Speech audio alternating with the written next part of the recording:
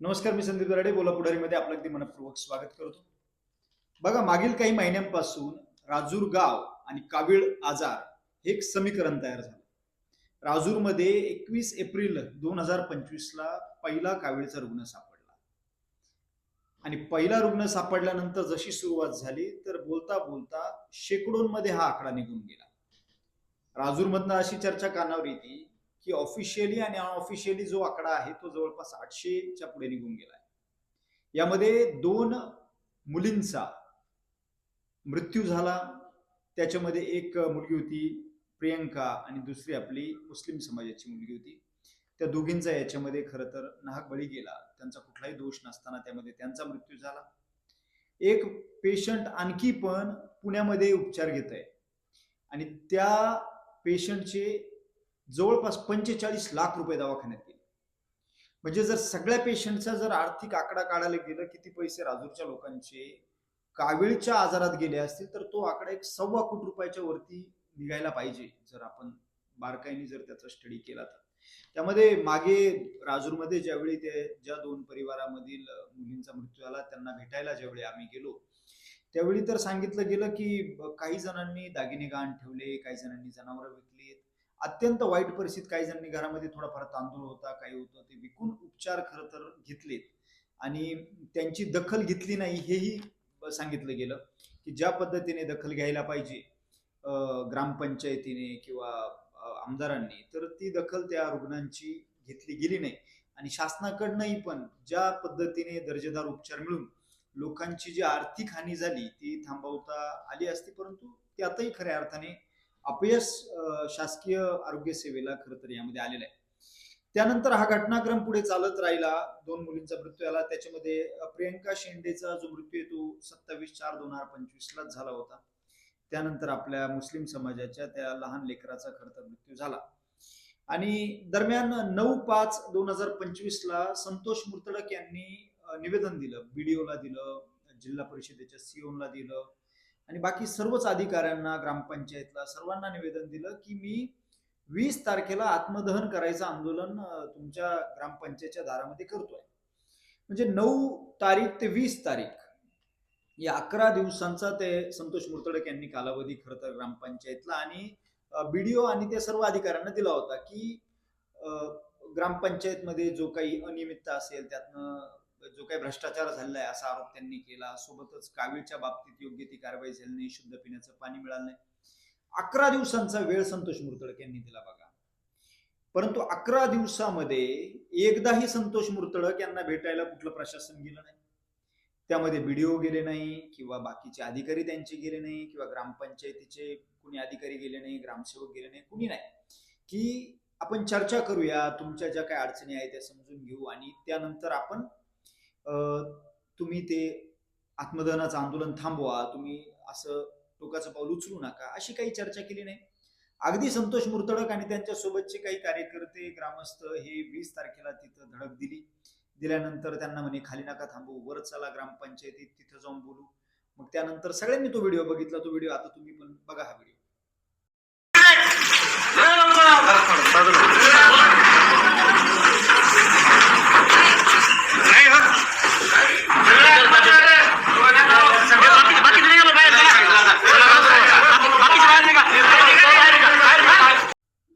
आता हा डिझेल अंगावर ओतण्याचा किंवा हे सगळे व्हिडिओ आपण बघितले, फोटोज वगैरे, ही चर्चा सगळी चालली आहे आणि या दरम्यान हा दुसरा एक सरपंच मॅडमचा व्हिडिओ आहे बघा. याच्यामध्ये त्या म्हणताय का माझ्या जीविताला हानी पोहोचवण्यासाठी खरं तर आंदोलन त्यांनी केलं आणि आमच्या ग्रामपंचायत कार्यालयामध्ये सगळं डिझेल टाकलं गेलं. हा व्हिडिओ एक मॅडमचा बघा. एक महिन्यापूर्वी जे कावीळच्या साथीचे थैमान राजूरगावमध्ये जे कावीळच्या साथीने लोक हैराण झालेले आहेत या संदर्भात राजूर ग्रामपंचायत आरोग्य विभागाचे कर्मचारी त्यांनी यशस्वीरित्या जे काही उपाययोजना करायच्या त्या सर्व प्रकारे केलेल्या आहेत आणि आज त्या संदर्भात आज संतोष मुर्तडक यांनी ग्रामपंचायतीवर जे आत्मदहन करण्याचा जो इशारा दिलेला होता त्या संदर्भात आम्ही वरिष्ठांना कळवलेलो होतो आणि वरिष्ठांनी आम्हाला असं सांगितलं हे आंदोलन हे ग्रामपंचायतच्या बाहेरच्या आवारात होणार आहे आणि ग्रामपंचायतच्या ऑफिसमध्ये याचा काही संबंध राहणार नाही, त्याच्यामुळे तुम्ही नेहमीप्रमाणे ग्रामपंचायत चालू ठेवू शकता. संतोष मुर्तडक आले. त्यांनी सगळा ऑफिस मध्ये बघितलं की सगळेजण इथं बसलेले आहेत आणि त्यांनी स्वतः त्या अमजद शेख आणि अक्षय देशमुखनी संतोष मुतडकरांवर स्वतः डिझेल ओतून आणि त्यांनी स्वतः इकडे तिकडे ऑफिसमध्ये ते डिझेल एवढं प्रमाणात पूर्ण भिंतींवर फेकलं आणि काडी लावायचा प्रयत्न केला. याचा एक आदिवासी महिला सरपंच म्हणून आज मला जीव मारण्याचा प्रयत्न यांनी केलेला आहे. त्या संदर्भात आज आम्ही पोलीस स्टेशनमध्ये फिर्याद नोंदवण्यात आलो होतो. पण या पोलीस सरोदे साहेबांनी आमची अशी कुठलीही फिर्याद नोंदवून न घेता आम्हाला उडीची उत्तरं दिली. आता हा व्हिडिओ बघितल्यानंतर आपण बघतोय की त्या म्हणताय का माझ्या जीविताला हानी. खर तर आंदोलन करत होते संतोष मुर्तडक, त्यांना आत्मदहन करायचं होतं, त्यांच्या अंगावर डिझेल ओतलं गेलं, बाकीचे सगळ्या विषय झाले. खरं तर अशा गोष्टी घडू नये, परंतु एक टोकाचं पाऊल उचलण्याची वेळ सरपंच मॅडम ह्या सगळ्या लोकांवर आली का, हा क्वेश्चन मार्क आहे. मॅडम, तुम्ही स्वतःच्या मनाला हा प्रश्न विचारला पाहिजे की ग्रामस्थांवर, मी ज्या गावची सरपंच आहे, प्रथम नागरिक आहे, त्या गावातील लोकांवर आत्मदहनाची वेळ येते का? इतकं टोकाचं पाऊल त्यांना उचलावं का लागतं? त्यांचं आंदोलन ग्रामपंचायतच्या दारापर्यंत किंबहुना सरपंचाच्या खुर्चीपर्यंत का येतं? तो स्पेस क्रिएट का होतो? निगळे मॅडम, तुम्ही हा विचार करणार आहात की नाही, हा खरा प्रश्न आहे. दुसरा विषय, 11 दिवसाचा वेळ तुमच्याकडे होता. 9 तारखेपासून 20 तारखेपर्यंत का दखल घेतली नाही निवेदनाची? निवेदन दिलं होतं ना संतोष मुर्तडक यांनी, का दिली नाही, का दखल घेतली नाही? तुम्ही चर्चेला बोलवायला लागत होतं, म्हणायला लागत होतं, ठीक आहे तुमचा अर्ज आलेला आहे, त्यानुसार जे काही आहे चौकशी होईल, जे दप्तर आहे त्याची चौकशी होईल, इतर सगळ्या गोष्टी होतील. परंतु तसं काही घडलं नाही. मीनवाईल काय झालं होतं की तुम्ही दप्तर घेऊन चालला होता मॅडम, पुढे घेऊन चालला होता, तुम्हालाच माहिती. तुम्ही अजून काय ते उत्तर कोणाला दिलेलं नाही का, ते दप्तर त्या अल्टोमध्ये कुठे चाललं होतं नक्की? म्हणजे जसं आपल्या घरचा कारभार आहे, घरातलं जुनं दप्तर आहे, मुलांच्या शाळेचे वयाची पुस्तकं जुनी पाणी पडलेले 10वी 12वीचे, आणि ते घेऊन आपण बंगाराच्या दुकानात चाललोय विकायला, रद्दीच्या दुकानात, असं तुम्ही ग्रामपंचायतचं दप्तर आणि ते चेकबुक घेऊन निघाला होता. ते या सगळ्या मंडळींनी, ते अक्षय देशमुख असतील, इतर सचिन देशमुख, बाकी सगळ्यांनी, ते गणपतराव देशमुख असेल किंवा संतोष मुर्तडक, ह्या सगळ्यांनी किंवा इतर ग्रामस्थांनी ते पकडलं, ते पोलीस स्टेशनला नेलं, ते सील झालं. त्याच्यानंतर सील झाल्यानंतर पुन्हा आता ते बीडीओकडे गेलंय आणि त्यांनी 40 दिवसांचा अवधी मागितलाय सखोल चौकशी करून सांगायला की त्यात अनियमितता आहे की नाही. काही गोष्टी माझ्याही कानावर खरंच राहिलेल्या आहे राजूर ग्रामपंचायतच्या. काही कामं आहेत का जी प्रत्यक्षात जमिनीवर झाली नाही, परंतु त्याच्या निविदा काढणे किंवा त्याचे पैसे काढण्याचं काम झालं. त्यात कितपत सत्य आहे हे बोलापुढारीला माहित नाही, परंतु अशा काही चर्चा खरं तर कानावर आलेल्या आहेत. त्याची अनियमितता जी आहे त्याची चौकशी सध्या बीडीओ नक्कीच करतायत. पुढचा विषय सगळ्यात महत्वाचा जो आहे तो म्हणजे आजही खरं तर रुग्ण सापडत आहे. आता परवा दिवशी 3 रुग्ण कावीळचे सापडलेत राजूरमध्ये, आणि आजही 6 दिवसानंतर पिण्याचं पाणी राजूर गावाला येत आहे, 6 दिवसात एकदा. हे तुमचं यश आहे मॅडम, सरपंच मॅडम आणि आमदार साहेब. तुम्ही तिथे राहताय राजूरमध्ये, खरं तर तुमचं ते निवासस्थान तिथं आहे, तर 6 दिवसात एकदा पाणी. हो, जोक नाहीये ही, अत्यंत एक शर्मेची बाब आहे. हे मोठं अपयश आहे. खरं तर कावीळचं तर अपयशाची जबाबदारी स्वीकारलीच नाही, परंतु आता 6 दिवसात एकदा पाणी पाजायचं लोकांना, 6 दिवसात पाणी येतं आणि कंटिन्यू टँकर चालू आहे. कंटिन्यू रंध्यावरनं इकडनं तिकडनं टँकर येतात, लोक पाणी विकत घेतात. राजूरची लोक ते विकत पाणी पितात किंवा वापरतात. ही खरं तर अत्यंत वाईट परिस्थिती आहे. ही कदापि मान्य न होणारी बाब आहे मॅडम. आणि आजही तुम्ही म्हणताय किंवा तुमचे सदस्य म्हणताय आम्ही पळकुटीने आम्ही पळणार नाही. तुम्ही पळणार नाही, तुम्ही थांबून काय करताय? थांबून तुम्ही कुठली जबाबदारी घेत नाही, तुम्ही पाणी वेळेवर देत नाही, तुम्ही कावीळवर नियंत्रण आणत नाही, किंवा ही लोक जी मृत्युमुखी पडले त्यांच्या दारात जाऊन त्यांचं सांत्वन करण्याची सुद्धा मानसिकता तुमची होत नाही. खरं तर इतकी वाईट परिस्थिती सध्या निर्माण झाली आहे, खूप वाईट आहे सगळे विषय. त्यानंतर पुढचा विषय असा आहे की 30 तारखेला आता एक ग्रामसभा झाली तुमची राजूरची, आणि 29 तारखेला ग्रामसभा झाली महिलांची. 29ला तर कुठलीही महिला गेली नाही त्या ग्रामसभेला, आणि 30 तारखेला पण जी ग्रामसभा झाली तिच्याकडे लोकांनी पाठ फिरवली. खरं तर इतकं मोठं राजूर बाजारपेठेचं गाव आहे, लोकसंख्या प्रचंड मोठी आहे, मतदान मोठं आहे, परंतु जर ग्रामपंचायतच्या ग्रामसभेकडे गाव जर पूर्णपणे पाठ फिरवत असेल आणि कुणी ग्रामसभेला जात नसेल, तर हे पण तुमचं अत्यंत मोठं अपयश आहे. आणि याला जबाबदार हा एक व्हिडिओ बघा तुम्ही. ह्या व्हिडिओ मधलं बॉडी लँग्वेज सरपंचांची किंवा इतर लोक जे बाजूला आहेत त्यांची बघा. या व्हिडिओत कळलं का ग्रामसभेचं वातावरण राजूरमध्ये असतं कसं. बघा हा व्हिडिओ. पैसे दे भाऊ, तू 2 वेळा काय बोला. 2 वेळा 600 रुपये मला यांनी जोडायला लावले. 2 वेळा मला पैसे नाही भेटले आजपासून. हा तू गलती.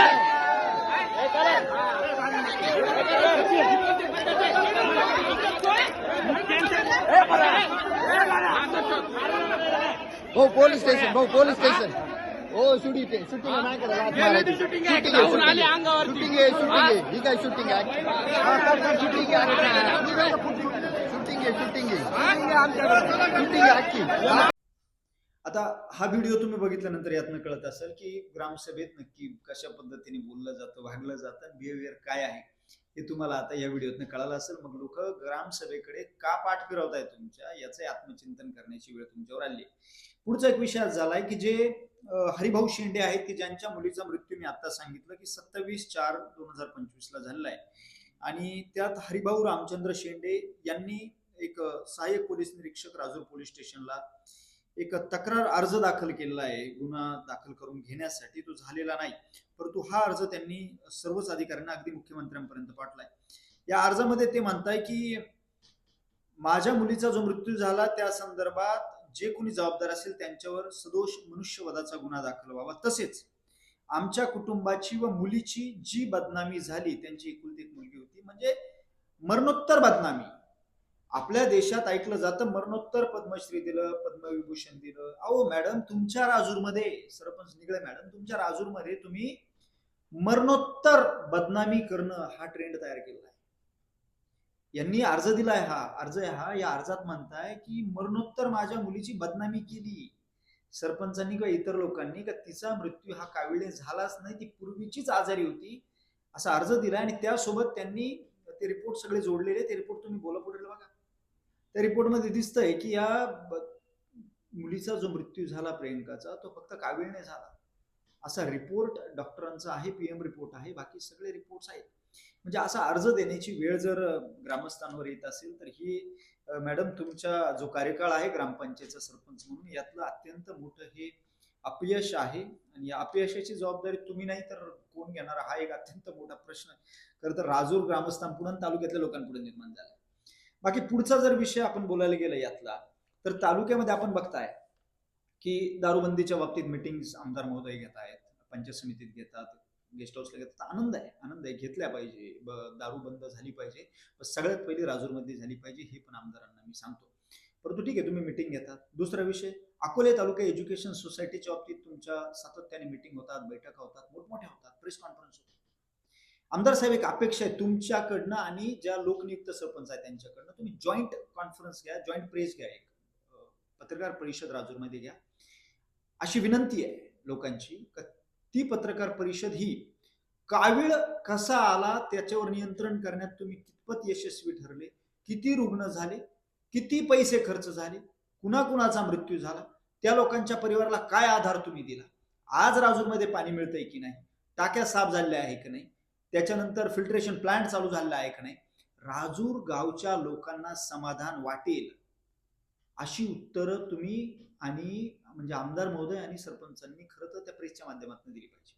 कारण तालुक्याच्या गावे जाऊन तुम्ही अकोले तालुका एज्युकेशन सोसायटी प्रेस घेताय, मांडताय, तिथं लोकशाही आली पाहिजे म्हणताय, मान्य आली पाहिजे, संस्था तालुक्याची आहे, तिथं त्या पद्धतीने पारदर्शक कारभार झाला पाहिजे, हे मान्य. परंतु राजूर गाव आणि ग्रामपंचायत आज ज्या परिस्थितीत आहे, खरं तर राजूरमध्ये मला ऐकायला मिळालंय की पाहुणे यायला नको म्हणताय लोकांच्या घरी, किंवा यांना पाहुणे म्हणून बोलवायला नको म्हणताय लोक, का तर म्हणे कावीळ होऊन जाईल.